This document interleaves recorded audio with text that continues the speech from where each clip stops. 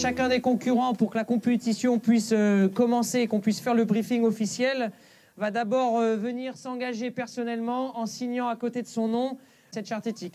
Elle se décompose autour de trois petits points. Un, le fait que vous triez et vous jetez vos déchets personnels. À Tourette-le-Vins, à côté de Nice, le championnat académique de VTT de l'UNSS, le sport scolaire, se prépare. Accusées d'abîmer l'environnement et de laisser des déchets, les compétitions de VTT sont désormais parfois refusées par les communes. L'Académie de Nice a voulu prouver que l'on peut gérer durablement ces manifestations avec un comportement plus éco-citoyen.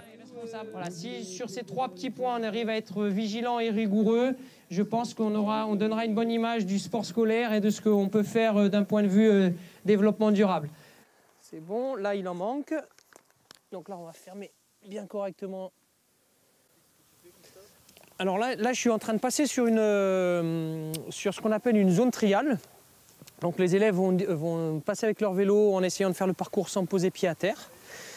Et ils ont un certain nombre de segments à franchir, il y a 5 segments, qui sont tous délimités donc, par un trait blanc, et que nous, on fait à la farine, de telle manière à ce qu'au niveau de l'impact sur l'environnement, on n'ait aucun déchet possible, on n'ait aucune trace, aucune marque qui soit laissée par l'homme.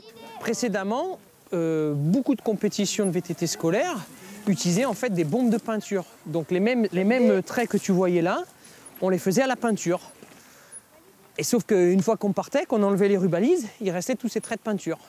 Et qui allaient partir dans le temps, parce que l'humus va se remettre dessus, etc. Mais quand même, on avait utilisé de la peinture. Et c'était pas de la farine qui laissait, elle, aucune trace. C'est assez aisé, ça coûte pas grand-chose, parce que finalement aussi, le paquet de farine coûte moins cher que que la bombe de peinture.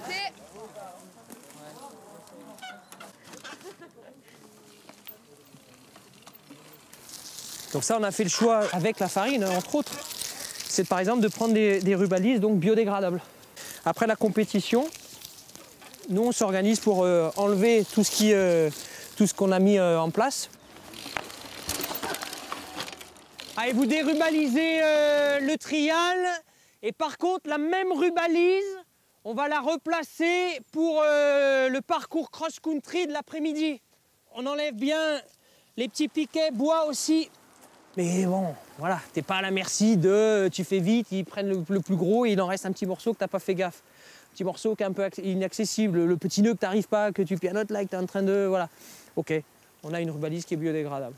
Robin, je te laisse la caméra. Tu penses à faire quelques petites images, tu te souviens? Robin, c'est un élève à la SVTT depuis 3 ans.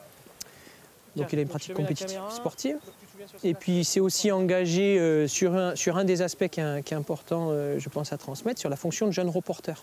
Il y a un site spécialisé sur UNSS Média. C'est très officiel, c'est dans la fonction de ce qu'on appelle donc le jeune officiel.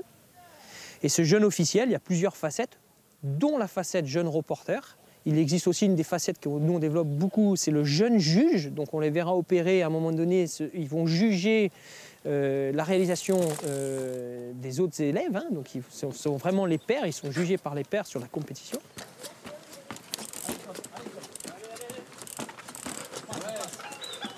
Accepté.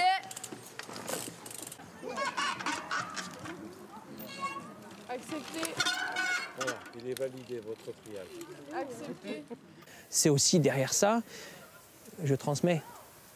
Voilà. Moi, si lui il est capable de porter un regard sur l'élève qui dérubalise, sur l'élève qui fait attention aux jeunes pousses, l'élève qui laisse passer des détritus par terre, indirectement, si lui il le fait, c'est que aussi lui il y est sensibilisé. Donc c'est pas mal de transmettre, puis demain il en fera ce qu'il voudra. Mais voilà, je pense qu'on a aussi ce devoir-là, nous, de dire aux jeunes, ouais, Monsieur, j'ai trouvé de la rubalise par terre. Transmettez, faites, regardez, observez, montrez aux autres. On n'a pas besoin d'une charte forcément pour faire attention à la pollution. On sait très bien qu'on est dans un endroit vert et que c'est censé être automatique. Parce que si dans 10 ans il n'y a plus ça, on ne pourra plus venir se promener, on ne pourra plus faire des compétitions de VTT, on ne pourra plus... Mais sinon, oui, c'est vrai que dans certains collèges, même lycées, ils font pas attention. Il y en a certains qui jettent des trucs par terre, ils ne mettent pas dans les poubelles, ils ramassent rien. Et oui, ils n'ont pas été sensibilisés à ne pas polluer l'environnement, enfin, voilà. Un détail, des coordonnées, un commentaire? rendez-vous sur le site de Prioritaire.